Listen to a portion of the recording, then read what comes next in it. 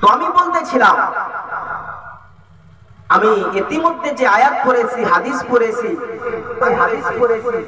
এর উদ্দেশ্য হয়েছে যে আমাদের তো মৃত্যু হয় একদিন না একদিন।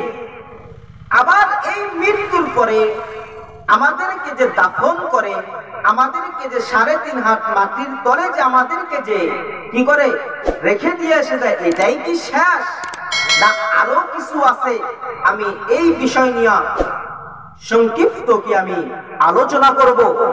আল্লাহ নবী সাল্লাল্লাহু আলাইহি ওয়াসাল্লাম যেগুলি কিয়ামতের আলামত বলেছে, যেগুলি কিয়ামতের আলামত নিশান বলেছে, সমস্তই প্রায় কি হয়েছে বন্ধুগণ, হাদিস মোতাবেক, কোরআন মোতাবেক সমস্তই ছোট ছোট আলামতগুলি কি হয়েছে, বাহির হয়ে গেছে বন্ধুগণ। এখন বড় বড় কিছু আলামত রয়েছে। আর সবের থেকে সর্ব বড় কিয়ামতের আলামত হয়েছে আমাদের রাসূল। কেমন করে? আমাদের নবীর পরে আর কোন নবী নাই, আমাদের নবীর পরে আর কোন নবী নাই।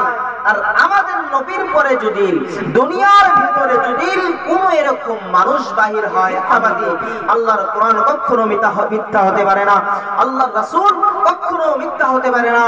আল্লাহ রাসূল সাল্লাল্লাহু আলাইহি ওয়াসাল্লাম হাদিস শরীফের ভিতরে বলে দিয়েছেন, আমি রাসূলের পরে কোনো অন্য কোনো রাসূল আর দুনিয়ার ভিতরে আসবে না। অর্থাৎ মুখ্য অতিথির স্থান আমার আপনার রাসূল পেয়েছে। আর এটাই কি আমাদের জন্য শেষ জামানা?